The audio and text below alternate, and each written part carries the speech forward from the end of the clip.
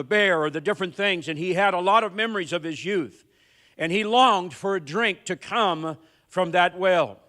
He may have been looking down on all those familiar scenes, and during the heat of a summer day, and all of a sudden that thirst begins to arise, and he's reminded of those crystal and clear waters that he drank from of the well of Bethlehem that were at the gate. And he said, "Oh, that one would give me to drink of the water of the well of Bethlehem that is by the gate." You know, when you think of that, it wasn't a command.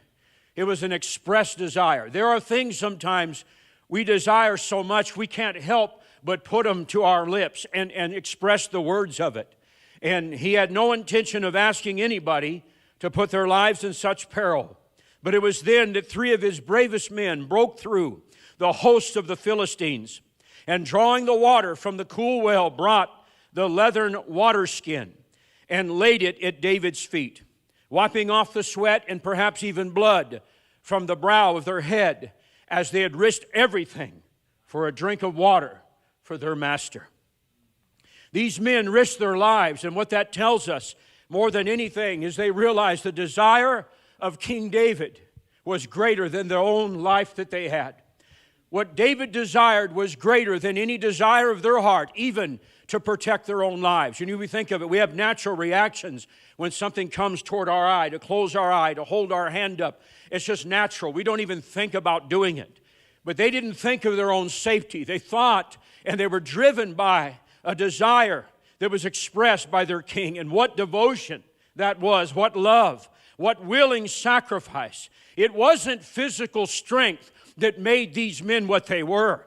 We can tell by these actions, it was a heart that wielded that physical strength. It was a heart that was willing to face the challenges, and it revealed these men to be so valiant for their king.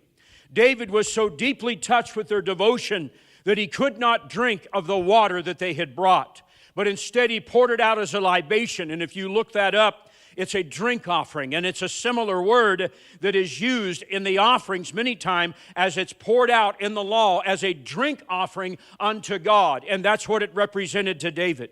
"Shall I drink the blood," he said, "of these men that have put their lives in jeopardy?" He recognized the water from that well to be the blood of sacrifice. David's story is full of risk.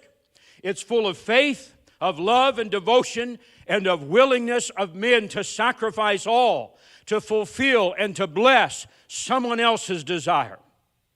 But this ancient story also reveals to us something